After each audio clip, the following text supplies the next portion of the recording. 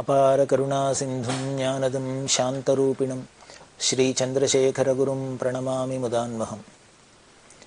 காஞ்சி மகாபிரிவா வைபவத்தில் 1967 வருஷம் விஜயவாடாவில் யாத்திரையில் இருக்கிறது தான் பெரியவாளுக்கு நவரத்ன கிரீடம் அவள் சமர்ப்பணம் பண்ணினா. இன்னும் பலவிதமான வைபவங்கள்லாம் நடந்தது. சங்கர ஜெயந்தியில் வித்வத் சதஸ்து நடந்தது. இதெல்லாம் பார்த்தோம். அப்போ அவள் 60,000 ரூபா கலெக்ட் பண்ணினத்தை குருக்ஷேத்திரத்தில் அந்த கீதோபதேசத்தை அந்த சித்திரமாக வைக்கிறதுக்கும் அங்கே பகவத்பாதாளுக்கு ஒரு சந்நிதி வைக்கிறதுக்கும் பெரியவா சொல்லி அந்த பணத்தை கொடுக்க சொல்லி அங்கே பண்ணினா அப்படின்னு பார்த்தோம். அதே மாதிரி அந்த 1967 வருஷம் சங்கர ஜெயந்தி அன்னைக்கு இன்னொரு முக்கியமான நிகழ்ச்சி ரிஷிகேஷ்ங்கிற இடம் உத்தரப்பிரதேசத்தில். அந்த ரிஷிகேஷில் கங்கை கரையில் லக்ஷ்மண் ஜூலால ஆதிசங்கரருக்கு ஒரு மண்டபம் கட்டி அதில் ஆதிசங்கர் பிரதிஷ்டை பண்ணினா. முன்னமே பார்த்துருக்கோம் பெரியவா ராமேஸ்வரம், ஸ்ரீசைலம், குருக்ஷேத்திரம், ரிஷிகேஷம், இன்னும் ஹரித்வார், காஞ்சிபுரம் முதலான பல இடங்கள்ல ஆச்சாரியாளுக்கு சம்பந்தப்பட்ட பல இடங்கள்ல அவ யாத்திரை பண்றதே எங்கெங்கெல்லாம் போனாலும் அவ திருப்பாதம் பட்ட இடத்தெல்லாம் பல இடங்கள்ல ஆச்சாரியாளுக்கு பிரமாதமா மார்பிள்ல வெள்ளை செலவக்கல்ல 4 சிஷ்யாளோட சேர்ந்து இருக்கிறாப்புல பிம்பங்கள்லாம் பிரதிஷ்டை பண்ணி அது கும்பாபிஷேகம் எல்லாம் பண்ணினா அப்படிங்கிறது பார்த்துட்டே வரும். அதுலதான் அந்த வரிசையில இந்த 67 வருஷம் ஹரித்வார் ரிஷிகேஷ்ல லக்ஷ்மண் ஜூலால பெரியவா பிரதிஷ்டை பண்ண சொன்னா. அது மெட்ராஸ்ல இருந்த ஒரு பக்தர் ராமச்சந்திரன், பாரத் மோட்டார்ஸ் ராமச்சந்திரையர் அப்படின்பா, அவர்கிட்ட பொறுப்பை ஒப்படைச்சிருந்தா. அவர் மூலியமா அந்த 67 வருஷம் ரிஷிகேசத்துல பகவத்பாதாள் பிம்பம் பிரதிஷ்டை பண்ணி கும்பாபிஷேகம் நடந்தது. அப்படி ரிஷிகேஷ்ல இந்த ஆச்சாரியாளுக்கு சந்நிதி வரத்துக்கு இந்த ராமச்சந்திரர் முக்கிய காரணமா இருந்து எல்லாம் பண்ணினர். இவருக்கு பக்க பலமா அங்க ரிஷிகேஷ்லே இருந்த ஒரு சாது ஹரிபாபா மஹந்த் தாமோதர் தாஸ்ஜி அப்படிங்கிறவர், அவரோட உதவியோட அவர் தான் நிலம் வாங்கறதுக்கெல்லாம் உத்தாசி எல்லாம் பண்ணி எல்லாம் பண்ண அவரோட உதவி மூலியமா அந்த ரிஷிகேஷத்துல பகவத்பாதாளுக்கு சந்நிதி வந்தது. இப்படி பல காரணங்களால பல காரியங்களுக்காக தான் பெரியவா யாத்திரை பண்றா அப்படிங்கிறது தெரியுது. அப்புறம் விஜயவாடாலேருந்து பெரியவா தன்னோட யாத்திரையை தொடர்ந்து ஏலூருங்கிற இடத்துக்கு வந்தா. இந்த ஏலூர்ல அசோக் நகர் அப்படிங்கிற இடத்துல தியோசாபிக்கல் சொசைட்டி ஸ்கூல், அதுல தான் பெரியவா தங்கி இருந்து பூஜையெல்லாம் பண்ணியிருந்தா. இந்த ஏலூர் விஜயத்தை ஆந்திரால பெரிய வித்வான் ஸ்ரீ மாண்டலிக வெங்கடேசாஸ்திரி அப்படிங்கிறவர், அவரோட தலைமையில தான் இந்த ஏலூர் வாசிகள்லாம் பெரியவாளை வரவேற்று பெரியவாளுக்கு உபச்சாரம் எல்லாம் பண்ணி எங்க ஊர்வலம் எல்லாம் வச்சு எல்லாம் பண்ணி எங்க உபச்சாரம் பண்ணினா. அப்படி சிறப்பா வரவேற்பு நடக்கிறது நரசிம்ம ஜெயந்தி வந்தது. அந்த நரசிம்ம ஜெயந்தி அன்னைக்கு ஏலூர்ல இருந்து பெரியவா பூஜை பண்ணினா. காமகோடி பீடத்துல பார்த்தீங்கன்னா எல்லா ஃபங்க்ஷனுக்கும் அப்பப்போ என்னென்ன உண்டோ அந்த பூஜைகள்லாம் அந்தந்த காலங்கள்ல விடாத பண்றது அப்படிங்கிறது ஒரு சம்பிரதாயம். நடக்கிற பூஜையெல்லாம் பார்த்தா ஆச்சரியமா இருக்கும். நரசிம்ம ஜெயந்தி பூஜையா இருக்கட்டும், விநாயக சதுர்த்தியா இருக்கட்டும், சரஸ்வதி பூஜையா இருக்கட்டும், அதுவா இருக்கட்டும் இதுவா இருக்கட்டும், எந்த ஒரு பஞ்சாங்கத்துல எந்த ஃபங்க்ஷன் போட்டிருந்தாலும் சரி, எந்த ஒரு நாட்கிழமையா இருந்தாலும் சரி, நமக்கு சம்பிரதாயத்துல எப்படி வந்திருக்கோ அது அப்படியே இந்த சம்பிரதாயம் மாறாத இன்னை வரைக்கும் கொண்டாடின்னு வருது காமகோடி பீடம். எதுக்காக அப்படின்னு நமக்கு ஒரு முன்னுதாரணமா இருக்கணும். ஆச்சாரிய பீடமா இருக்கிறதுனால எப்படி பண்ணணும், அது பண்ணினா என்ன பலன், எப்படி பக்தி ஸ்ரத்தையோடு அதை கொண்டாடணும் அப்படிங்கிறதுலாம் நமக்கு சொல்லித்தராப்புலேயே நமக்கு பண்ணி காமிக்கிறா. அப்படிதான் நரசிம்ம ஜெயந்தி பூஜையெல்லாம் ரொம்ப விமரிசையா நடக்கும். இந்த நரசிம்ம ஜெயந்தி பூஜை அப்படின்னா அந்த சந்தியா காலத்துல சுவாமி எப்போ அவதாரம் பண்ணினாரோ அந்த க்ஷணத்துல தான், அந்த சமயத்துல நரசிம்ம சுவாமிக்கு பூஜை பண்ணி பாகவத்துல இருக்கிற அந்த அவதார கட்டம் வாசிச்சு அதுக்குன்னு என்ன சம்பிரதாயமா நைவேத்தியங்கள்லாம் உண்டோ அதெல்லாம் பண்ணி எல்லாம் பண்ற வழக்கம். இந்த நரசிம்ம ஜெயந்தி பூஜைன்னு ஞாபகம் வருது. காஞ்சிபுரத்துல இருக்கிறதே ஒரு சமயம் இந்த நரசிம்ம ஜெயந்தி பூஜைக்கு மடத்துல சந்திரமௌலீஸ்வரர் சந்நிதியில தான் ஏதோ நடக்கும். நரசிம்ம ஜெயந்தி பூஜைக்கு எல்லாரும் வந்திருக்கா, பெரியவா வந்து உட்கார்ந்துட்டாச்சு, பூஜை ஆரம்பிச்சாச்சு. பூஜையெல்லாம் ஆகி அவதார கட்டம் வாசிச்சு நைவேத்தியம் எல்லாம் ஆகி தீபாரதனை ஆகி எல்லாம் ஆயிடுத்து. இது எல்லாம் ஆனோன்னு திடீர்னு என்னமோ பெரியவாளுக்கு சந்தேகம். உடனே கேட்டா, இன்னைக்கு அஸ்தமனம் எத்தனை மணிக்கு பாரு அப்படின்னு. உடனே பஞ்சாங்கத்தை எடுத்துன்னு வந்து அஸ்தமனத்தை பார்க்க சொன்னா அஸ்தமனம் ஏதோ 6:38 அப்படின்னு போட்டுருக்கு. 6:38 அப்படின்னு போட்டுருந்தா உடனே பெரியவா, இப்போ என்ன மணி பாரு அப்படின்னா. இப்போ மணி பார்த்தா 6:35. அஸ்தமனம் 6:38க்கு தான். ஆனா இப்போ என்ன ஆயிடுத்து, இன்னும் அஸ்தமனத்துக்கு 3 நிமிஷம் போல பாக்கி இருக்கு.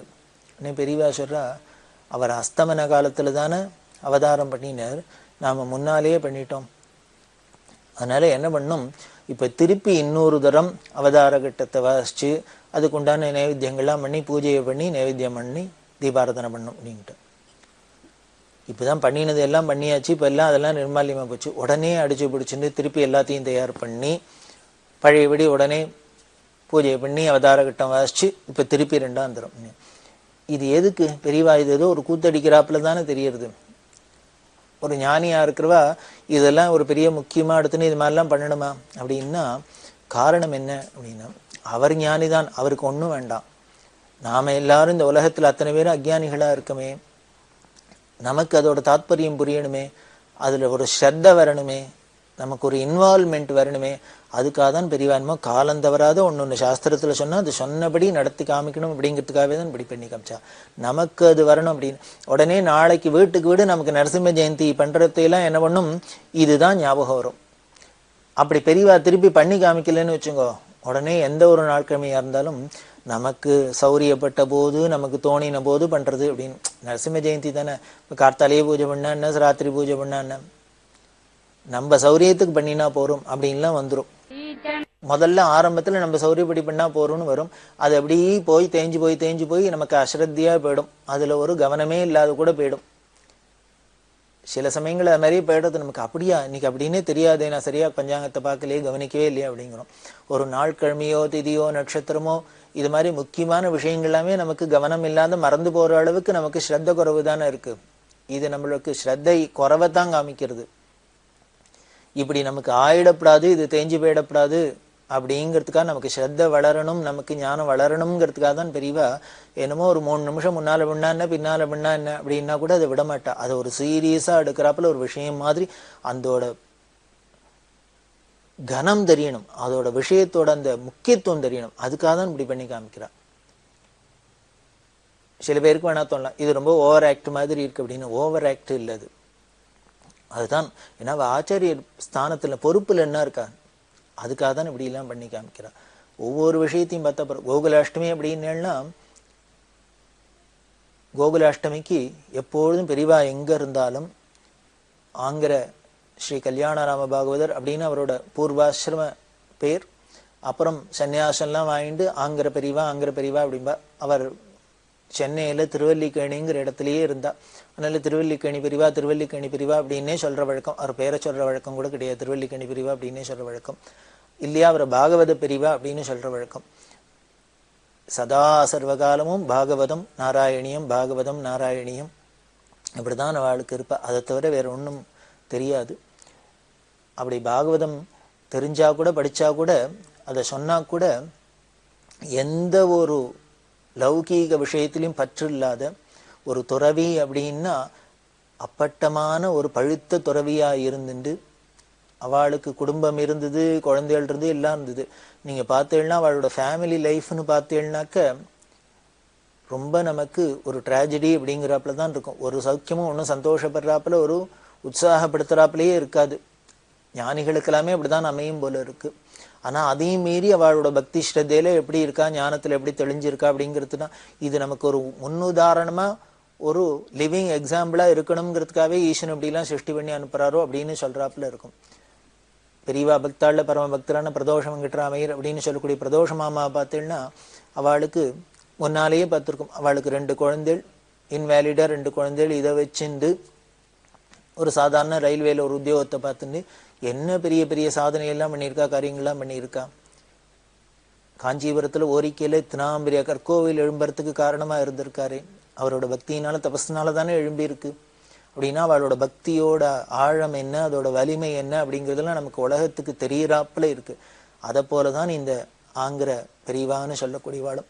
அவளுக்கு எப்ப பாரு பாகவதம் நாராயணியம், பாகவதம் நாராயணியம், ராமரோட பெருமை இதுதான் தெரியும். ராமாயணம் பாகவதம் இதுதான். அதுலேயே ஊறி இருந்தா. அப்படி இருந்ததுனாலேயே அவளுக்கு லௌகீக வாழ்க்கையில சௌக்கியமா கஷ்டமா அப்படிங்கிறதுலாம் ஒரு பிரஜையே இல்லாத இருந்திருக்கு. அவளுக்கு சில சிரமங்கள்லாம் இருக்கு குடும்பத்துல அப்படின்ட்டு இவர்கிட்ட பக்தி உள்ளவா இவரோட சிஷ்யா சில பேர் பெரியவாள்கிட்ட போய் சொல்லியிருக்கா. அப்ப சொன்னா பெரியவா கேட்ட கேள்வி, பாகவதர் சொல்லி அனுப்பிச்சாரா அப்படின்னு. தான் கஷ்டப்படுறதா அவர் சொன்னாரா, பெரியவாள்கிட்ட சொல்லி அனுகிரகம் பண்ணணும், பெரியவா அனுகிரகத்தை கஷ்டம் தெரியும்னா அவர் சொன்னாரா அப்படின்னு. இன்னும் அவங்க போனவா சொன்னா, இல்ல அவர் சொல்லல, எங்களுக்கு தான் அவர் பார்த்தாக்க சிரமமா இருக்கு, அதனால நாங்க கேட்கிறோம் அப்படின்னு. அப்ப பெரியவா சொன்னது, ஞானிகளை பத்தி நீனும் நானும் கவலைப்பட வேண்டாம். வார்த்தையை பாருங்கோ, ஞானிகளை பத்தி நீனும் நானும் கவலைப்பட வேண்டாம் அப்படின்னு. எப்போ அவளே கவலைப்படலையோ நீ நானும் ஏன் கவலைப்படணும் அப்படின்னு சொன்னான். அதே மாதிரி விமானம் வந்து அழிச்சுன்னு போகும். ஆகாசத்திலேருந்து தேவலோகத்திலேருந்து விமானம் வந்து அவர் அழிச்சுன்னு போகும். ஏன்னா அத்தனை ஆவர்த்தி பாகவதம் ஆயிருக்கு. அப்படி பாகவதம் ஊறி இருக்கு, நாடி நரம்பெல்லாம் ஊறி இருக்கு. விமானம் வந்து அழிச்சுன்னு போகும் அப்படின்லாம் வாக்கு கொடுத்துருக்கா. அப்படின்னா எப்பேற்பட்ட உயர்ந்த ஸ்திதியில இருக்கணும் அந்த திருவல்லிக்கேணி பெரியவா. அவள்கிட்ட சொல்லி பெரியவா உத்தரவு பண்ணி, இது எதுக்கு சொல்ல வரேன் அப்படின்னா, அப்பேற்பட்ட ஒரு உத்தமர், அப்பேற்பட்ட ஒரு மகாத்மா, அவருக்கு பெரியவா உத்தரவு பண்ணினது எப்பொழுதும் இந்த கோகுலாஷ்டமி சமயத்துல சப்தாகமா வந்து இந்த பாகவதத்தை சொல்லணும் அப்படின்னு. அந்த பெரியவா உத்தரவை சிரமேற்கொண்டு இந்த திருவல்லிக்கேணி பெரியவாலும், பெரியவா எங்க கேம்ப்ல இருந்தாலும் சரி, பெரியவா இருக்கிற இடத்துக்கு போய் ஒரு வாரம் முன்னாலேயே போய் அங்க கிரமமா பாகவத சப்தாகத்தை மூலபாராயணம் பண்றது, அதை உபன்யாசம் பண்றது எல்லாம் பண்ணிட்டு இருப்பா. இப்படி மூலபாராயணம் பண்றதுலேருந்து ஆரம்பிச்சா பெரியவா அப்படியே கூடவே வந்து உட்காந்து கேட்பா. அத்தனை பாராயணத்தையும் கேட்பா, இந்த உபன்யாசத்தை கேட்பா. அந்த சமயத்துல யாரு வந்தாலும் என்ன வந்தாலும் இந்த பாராயணம் நடந்துட்டு இருக்கிறதே, இந்த பிரவச்சனம் நடந்துட்டு இருக்கிறதே பெரியவா வேற யாரோடையும் பேச மாட்டா, ஒருத்தர் பேசுறதையும் தானும் காதுல வாங்கிக்க மாட்டா. அப்படி ஒரு இன்வால்மெண்ட்டோட பக்தி ஸ்ரத்தையோட கேட்பா. அப்படி பாகவத சப்தாகம்லாம் நடக்கும். பார்த்தீங்கன்னா இந்த கோகுலாஷ்டமி அன்னைக்கு கிருஷ்ணாவதார கட்டம் எப்போ வாசிச்சு எப்போ பூஜையெல்லாம் பண்ணணும் அப்படின்னார். கரெக்டா நடுநிசிக்கு, சுவாமி நடுநிசிக்கு தான் 12 மணிக்கு தான் பிறந்தார் அப்படின்னு சொல்லிக்கிறதுனால அந்த ராத்திரி நடுநிசி 12 மணிக்கு தான் இந்த பாகவத அவதார கட்டத்தை வாசிச்சு அதுக்கு உண்டான பூஜைகள்லாம் பண்ணணும். அப்படி பண்றதே நீங்க பார்த்தீங்கன்னா சுவாமி என்னென்ன சொல்லியிருக்கோ அதெல்லாம் நடக்கு. இவர் கரெக்டா நடுநிசியில தான் பூஜை பண்ணணும், அது மாதிரி பண்றதே. அப்படி கிருஷ்ணாவதார காலத்துல எப்படி இருந்ததோ அது மாதிரி தான் நம்ம இப்ப பண்ணணும் அப்படின்னு பெரியவா அந்த பாவத்துல கொண்டு வந்து நமக்கு பண்ணி காமிக்கிறது. அதுக்கு ஏத்தாப்புல பார்த்தீங்கன்னா மழை தூறல் போடும், மழை பெய்யும், எல்லாம் பண்ணும். இதெல்லாம் ஒரு அதிசயமா தான் இருக்கும், ஆச்சரியமா இருக்கும், அமானுஷ்யமா இருக்கும்.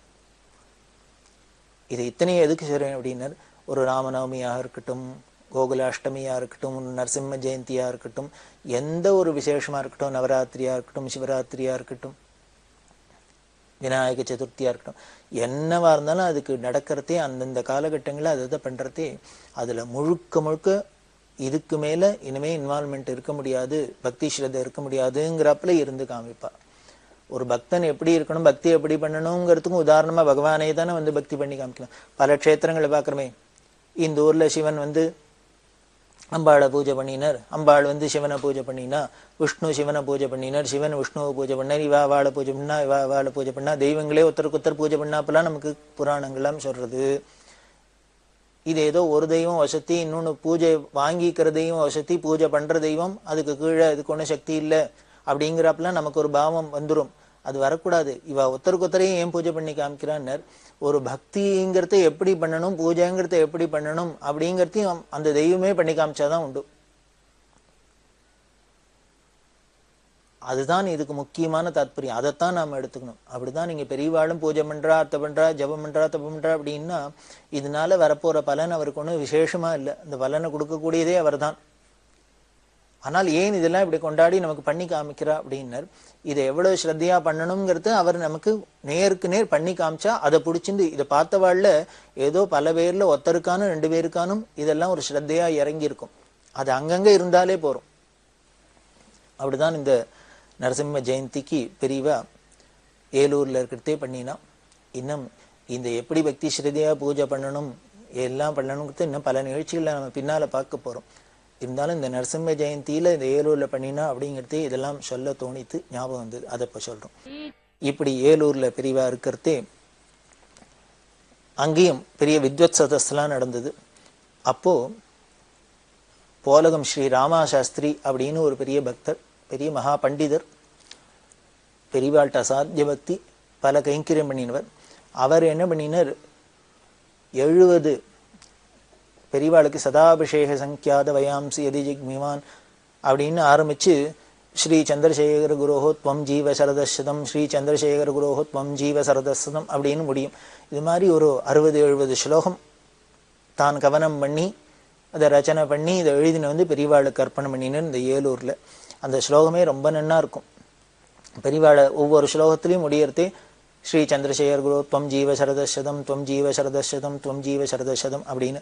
அதாவது என்ன, நீங்கள் 100 ஆண்டு காலம் இருக்கணும், 100 காலம் இருக்கணும். நம்ம ஆழ்வார்லாம் பாடுறாரோ இல்லையோ, பல்லாண்டு பல்லாண்டு பல்லாயிரத்தாண்டு பல கோடி 100,000 ஆண்டு மல்லாண்ட திந்தோள் மணிவண்ணா நீ சேவடி செவ்வி திருக்காப்பி அடியோமோடும் நின்னோடும் 1000 பல்லாண்டு அப்படிலாம் பாடுறா இல்லையா. ஆயிரக்கணக்கானண்டு அப்படின்னு பகவான பக்தாள் ஆசீர்வாதம் பண்றாப்புல வாழ்த்துறதே நமது சனாதன மதத்துல ஒரு ஸ்பெஷல். பொதுவாவே சின்னவாளை பெரியவா ஆசீர்வாதம் பண்ணுவா, வாழ்த்துவா, தீர்காயுஷார் அப்படின்லாம் சொல்லுவா. ஆனா நமது மதத்துல தான் ஈஸ்வரனை கூட பக்தாள்லாம் வாழ்த்தலாம். நீ நன்னா இருக்கணும், க்ஷேமமா இருக்குது, 100 ஆண்டு காலம் வாழு அப்படின்லாம் சொன்னாக்க என்னென்ன, நீ 100 ஆண்டு காலம் இருந்து எங்களுக்கெல்லாம் வாழையடி வாழையா எங்களுக்கெல்லாம் அனுகிரகம் பண்ணிட்டே இருக்கணும் அப்படின்னு பக்தாள் தன்னோட பக்தி மேலிட்டால இப்படி துவம் ஜீவ சரதசதம் அப்படின்னு வாழ்த்துறதும் ஒரு சம்பிரதாயமா இருக்கிறதுனால தான் போலகம் ராமா சாஸ்திரி பெரியவாளுக்கு துவம் ஜீவ சரதசதம் துவம் ஜீவ சரதசதம் அப்படின்னு ஸ்லோகம் பண்ணி அர்ப்பணம் பண்ணினர்.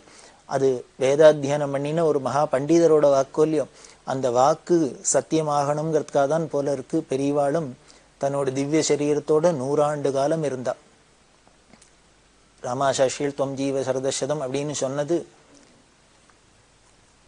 சத்தியமா ஆறாப்புல பெரியவாளும் 100 ஆண்டு காலம் திவ்ய சரீரத்தோட இருந்தா. 100 வயசு அப்படிங்கிறது ஞாபகம் வருது. பெரியவா சில சந்தர்ப்பங்கள்ல நான் 120 வயசு இருப்பேன், அப்படி இருப்பேன், இப்படி இருப்பேன்லாம் சொல்லியிருக்கா. சில பேருக்கு இதை கேட்டவாளுக்கெல்லாம் ஒரு சந்தேகம் வந்துடுத்து. என்ன பெரியவா 120 வருஷம் இருப்பேன்னா, அப்படி இருப்பேன்னா, அப்படி இருப்பேன்னா. இப்ப பெரியவா சொன்ன வாக்கு பொய்யா எடுத்தா. 100 வயசு தானே இருந்தா சரீரத்தோட. நான் தான் இந்த சரீர கணக்கை வச்சுன்னு சொல்றேன். அது சாஸ்வத வஸ்து, எப்பொழுதும் இருக்கு, எங்கேயும் இருக்கு. அதுக்கு ஆதியும் கிடையாது, அந்தமும் கிடையாது, பிறப்பும் கிடையாது, இறப்பும் கிடையாது. இருந்தா கூட இப்படி நமக்கு ஒரு சரீர ரீதியா அப்படி லௌகீக ரீதியா பாக்குறதுனால. ஆனா பெரியவா ஒரு நாளைக்கு சொன்னா, ஒரு பேப்பர்ல வந்தது, யாரோ ஜப்பான்லயே எங்கேயோ வெளிநாட்டுல ஒரு 120 வயசோ 130 வயசோ இருக்கிற ஒரு அம்மா இருக்கா அப்படின்னு பேப்பர் வந்தது. சந்திரமௌலின்னு பெரியவாள்கிட்ட கைங்கரியம் பண்ணிட்டு அவர்கிட்ட இந்த பேப்பரை காமிச்சு, இதை பார்த்தியோ? பார்த்தேன். எல்லாரும் என்ன பெரியவர், என்ன கழுவாங்கிறாளே, என்னை விட ஒரு கழுவி உலகத்துல இருக்கா பத்தியோ, இந்த நியூஸை பார்த்தா தெரியறது இல்லையோ? ஆமாம் அப்படின்னு. இது நான் எத்தனை வயசு இருப்பேன், நானும் 120 வயசு இருப்பேன்னு சொன்னேனோ அப்படின்னு. ஆமா அப்படின்னு. பெரியவாளும் சொல்லியிருக்கா அப்படின்னுருவர். அப்ப இருக்கலாமோ அப்படின்னார். இருக்கலாமோ இருக்கப்படாதான்னு கேட்டா அவர் சொன்னார், பெரியவா எத்தனை நாள் இருந்தாலும் உலகத்துக்கு அனுகிரகம் தான், எத்தனை நாள் தரிசனம் பண்ணாலும் ஜனங்களுக்கெல்லாம் பெரிய பாக்கியம் தான், அதனால இருக்கணும் அப்படின்னு. உடனே பெரியவா சொல்றா, வேதம் 100 வயசுன்னு தான் சொல்லியிருக்கு, சதமானம் பவதி சதாயு புருஷகான்னு சொல்றது. அதே மாதிரி நாம மாத்தியானிகத்துல சந்தியாவந்தனத்துல மந்திரம் சொல்றோம். என்ன பண்ண, பஷ்யேம சரதசதம் ஜீவேம சரதசதம் நந்தாம சரதசதம்லாம் சொல்றோம். இப்படி 100 சாஸ்திரம் சொல்றது, மந்திரங்கள்லாம் சொல்றது. அதனால வேதம் சொன்னது பொய்யாகப்படாது, அதனால 100ஓட பூர்த்தி பண்ணிக்கலான்னு பாக்குறேன் அப்படின்னு. அந்த வேத வாக்கியத்தை மீறி, அந்த வேத ஆணையை மீறி யாரும் எதுவும் நடக்கப்படாது. அதனால இந்த வேதம் சொன்னதுதான் சத்தியமா இருக்கணும், அதனால 100ஓட பூர்த்தி பண்ணிக்கலான்னு இருக்கேன் அப்படின்னு சொன்னான் அப்படின்னு சந்திரமௌலி சொல்வார். இதுலேயும் தெரியுது 100ஓட பூர்த்தி பண்ணிக்கலான்னு இருக்கேன்னா இப்ப என்ன தெரியுதுன்னு, இவர் எப்போ வேணா நினைச்சா போகலாம், நினைச்சா வரலாம் அப்படின்னு தெரியுது. இந்த ராமாசாஷியிலும் துவம் ஜீவ சரதசதம் அப்படின்னு சொன்னதும் இதுக்கு பொருத்தமாறுது. இதை விட ஆச்சரியம், ஒரு கோதாவரி ஜில்லாலேருந்து ஒரு வித்ய சதஸ்க்கு பல வித்வான்கள்லாம் வந்திருந்தார். அதுல உடல் ஊனமா அங்கஹீனமா ஒரு பெரிய வித்வான். அவர் நடந்து கிடந்தெல்லாம் வர முடியாது, அவர் கால் இல்லை. அவரோட சம்சாரம் மகா பதிவிரத. அவரை அழிச்சுன்னு ஒரு எப்படி இவரோ தூக்கின்னு வரான்னா ஒரு கூடையில அவரை உட்காந்து வச்சு தலையில சுமந்துன்னு வரா, ஏதோ கரியாரியா தூக்கின்னு வராப்புல. இந்த வித்வசஸ்குடி வந்திருக்கிறதே பெரியவாளுக்கு இது ரொம்ப ரேரா இருந்தது. ஒரு ஸ்திரீ, அதுவும் இந்த கோதாவரி ஜில்லா ஆந்திரா ஜில்லால இருக்கிற ஆந்திரா தேசத்துல இந்த கோதாவரி ஜில்லால இருக்கிற இந்த ஸ்திரீகள் எல்லாமே நல்லா வாட்டசாட்டமா நல்லா பலசாலிகளா இருப்பா. கூடையில உட்காந்து வச்சுன்னு வந்தோன்னு பார்த்தா எல்லாருக்கும் ஆச்சரியமா இருந்து பெரியவா அந்த அம்மாவை கூப்பிட்டு பேசியிருந்தா. இல்லை அவருக்கு இப்படி உடம்பு இருக்கிறதுனால நான் தான் எங்கே போனாலும் அழிச்சுன்னு போவேன் வருவேன். இப்படிலாம் கைங்கிரமுடைய நலாயினி இளாயின்னு இது புராணத்தெல்லாம் கேட்குறோம். புருஷனை தலையில் தூக்கிட்டு போனா கூடையில் வச்சு சுமந்துன்னு போனான்னு. அப்படி புராணத்தில் கேட்டதெல்லாம் இன்னமும் ப்ராக்டிக்கலாக நடக்குங்கிறதுக்கு சாட்சி மாதிரி இந்த அம்மா இருக்கா. அப்படின்னு அந்த அம்மாட்ட ரொம்ப பெரியவாளுக்கு மரியாதை பிரியம் வந்தது. இப்படி ஒரு பதிவிரதையா பதிக்கு சுசுரூஷை பண்ணுறாளே அப்படின்ட்டு. அப்படி அந்த அம்மாவோட பேசியிருக்கிறதே சொன்னால், நீ பெரிய பெயர்பட்ட பதிவிரதியா இருக்க, புராண இதிகாசங்களை பார்த்தாப்புல உன்னை நேரம் பார்க்குறாப்புல இருக்கு, உன் வாயால சொல்லு, என்னை பற்றி நீ என்ன நினைக்கிற சொல்லு அப்படின்னா.